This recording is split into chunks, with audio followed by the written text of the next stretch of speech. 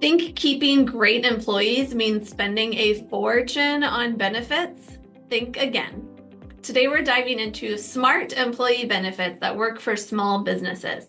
Plus, we'll explore a little known benefit option that could give you a competitive edge without breaking the bank. Whether you're looking to keep your star performers or build long-term loyalty across your team, this episode is packed with practical solutions you can implement right away. In a world where chaos seems to reign supreme, where uncertainty lurks around every corner, and financial markets are now more unpredictable than ever, there's one place you can turn to find clarity and control. Welcome to the Wealth Wisdom Financial Podcast. Hey, I'm Brandon. And I'm Amanda. Join us as we dive deep in the world of personal and business finance to assist you in navigating through the chaos and building the financial future you deserve. We believe when conventional financial thinking doesn't get you where you want to go, you need wealth wisdom. So if you're ready to take control of your financial destiny, tune in to the Wealth Wisdom Financial Podcast. Because in a chaotic world, your money shouldn't be. Subscribe now and never miss an episode. So let me tell you about Jen, a local bakery owner who was struggling to keep her best employees. She was losing them to the bigger companies with deeper pockets, and it was costing her more than just money. It was affecting her business's reputation and customer relationships. But here's the thing. She discovered that retention isn't just about matching big company salaries or benefits. It's about creating an environment where people want to stay and grow. Sounds similar to you. I mean, you could have said Jen or Amanda. I mean, being... I don't own a bakery. We did own a coffee shop, so maybe it's, I don't know, similar. So here's a surprising stat. 79% of people who quit their jobs cite lack of appreciation as a key reason. Not money, not benefits, appreciation. This tells us something crucial about retention. It's not always about throwing money at the problem. It's about just saying, thanks for a great job. Yeah. And we just went through something that people were calling the Great Resignation, where lots of people quit their jobs. And this stat kind of comes from that time. They were quitting and moving because they felt a lack of appreciation. And we all kind of know the hidden costs of turnover from the business owner's perspective. Direct costs like recruiting and training, indirect costs like lost productivity and customer relationships, the impact on team morale and the company culture, and the ripple effect that it can have on your business's reputation throughout the community. Why are people leaving? Oh, that another person left. There must be something fishy going on at that business, right? Right. But we think that employee retention is going to cost more than the cost of turnover, so we don't do anything about it. Yeah, I mean, it's crazy. Our bold opinion is this. If you want a company that can grow and scale, you need to retain top talent. Again, if you want to have a business that grows and scales, you need to keep top talent. And so we're going to talk about 3 core principles that help keep top talent that are all benefits based, and they might surprise you. Yep. Yeah. So you ready for this? 3 core benefits and employee benefit principles. The first one is growth. Professional development opportunities. That is a benefit of working at a place, is that there can be opportunities for professional development. Not all companies offer that. That is a benefit that you can offer. A good understanding of your future path, the employee, their future path in the company, their career path within it, the company's future, how it all kind of works together. That's professional development. That is a benefit. That also gives opportunities for cross-training, learning other parts of the business to know better how one's role fits into that bigger picture. That's a benefit to know the bigger picture, how things work together, be able to have new knowledge in different areas. And then it can go beyond that to actually paid skills development courses or licensing programs if you paid for that person's license to do something, they're way more likely to stick with you because they're like, this person cares about me. Even if I took that license and went somewhere else, this was a professional development opportunity that I received from here. Anything else you'd say about growth and professional development? Well, are we going to talk about why business owners maybe say, well, I don't want to do that because they say, well, all right, they're going to learn so much that they're going to leave me anyway. Talk about it. A lot of times I hear people say, well, if I do this, then they're going to find a better job. They're going to do this or that. And so for me, I think, well, I want to keep investing in them as a person, and whether they leave or not, I want them to be better because they came as part of our community anyway, or part of our business, right? And so I want them to develop as a person, as an individual, having a growth mindset. I think that will help grow our business because not only am I in a growth mindset, but I create a culture of a growth mindset. So we want to have that for not just us, but our team, where they want to grow and develop, and we give them the resources to do that. Yeah. And we kind of talked about this in our last episode, that what employee wouldn't want to work for a growing business, and a growing business needs growing employees that are developing professionally. And so that's a great benefit to offer. Ready for number 2? Yeah, number 2. Okay. Let's go for it. Number 2 is connection, developing meaningful relationships at work. Now, in an increasingly isolated world, coworkers might be one or the strongest or the only social connection in your employee's life. So building that social cohesion is more important now than ever. And this could have, some of the flexibility to work from home. That's good. A lot of places are returning to all in person, and they're going to have a bunch of people quit because of doing that. But even if you're totally remote, we found having at least one day in person, in office, can make that connection to the team way more powerful. And it's not just about like in person or versus virtual, though. It's also about your team having the time and space to be social, to do icebreakers, to catch up on what happened this weekend, So, all those kind of things. I think that water cooler stuff is important. As much as we say, well, no, we need to be all about what we're accomplishing, right? Having that water cooler talking, or let me go back. Having that water cooler conversation does help us to do bigger things because we actually know about each other. We know both our strengths and weaknesses. Right? Yeah. And if you have a profitable business, which we hope you do, there's going to be time for chit chat and team building. Yep. If your team is always stressed and constantly talking about work and feeling like drive, focus, you probably need to reevaluate your profitability. The other thing in coming together in relationships is this just happened today. One of our staff loves to bake, and so guess what happens? Amanda can't eat half of the stuff that is out in the world. Thanks for telling everybody. Yeah, it's the way it is. And so she loves to bake, and so guess what? We get the benefit of that because, well, she bakes too much and she loves that, and she gives it to the team. Yeah. On Mondays because of a level 10. Yeah. Okay. Next, third idea is value. Showing your team you value them. And this can be both financial and non-financial. We're going to come back after the break to explore one of our favorite financial benefits that you can do without breaking the bank, because that's what this episode's all about. Yep. But before the break, let's talk about these non-financials.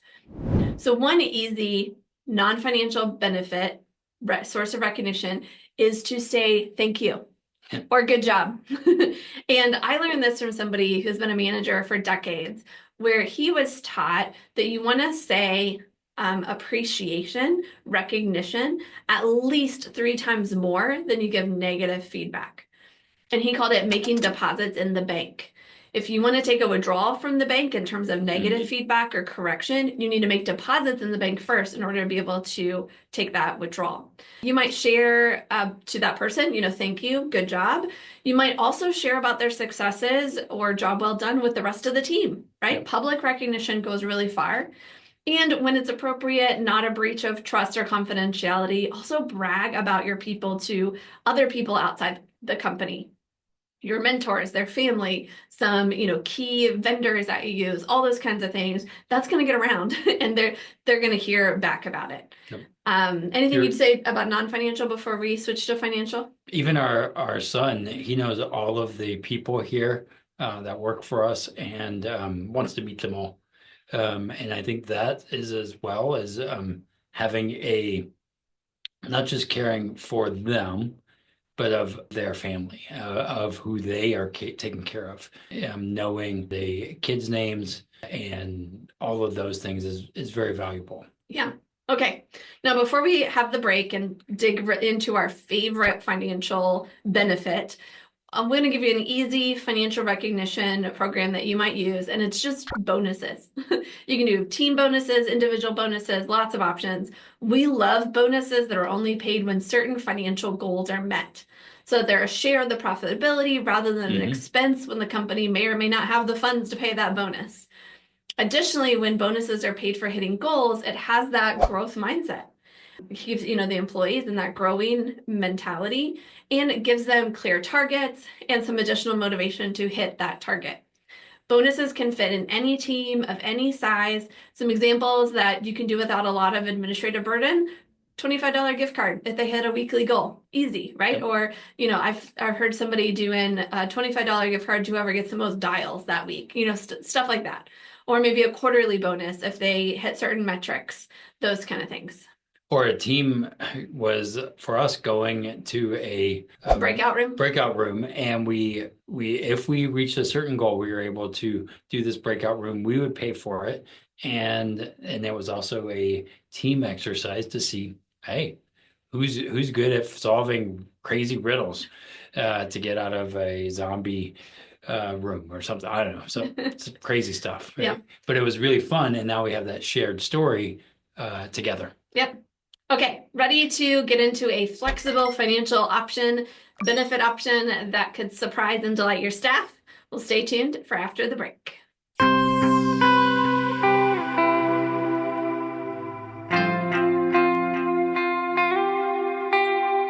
Ready to take the next step towards securing your financial future? Whether you're planning for retirement, saving for your dream home, or you just want to make your money work harder for you, the team at Wealth Wisdom Financial are ready to assist you. And now, it's easier than ever to see how we might give you a boost on your financial journey. Schedule a 15-minute discovery call with one of us today. And let's discuss your questions and your financial goals together. Don't wait any longer. Your financial freedom awaits. Schedule your discovery call at www.wealthwisdomfp.com/call.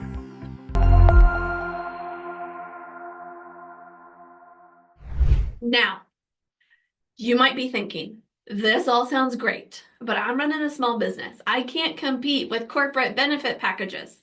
We know that. We can feel that sometimes. And here's where creativity comes in.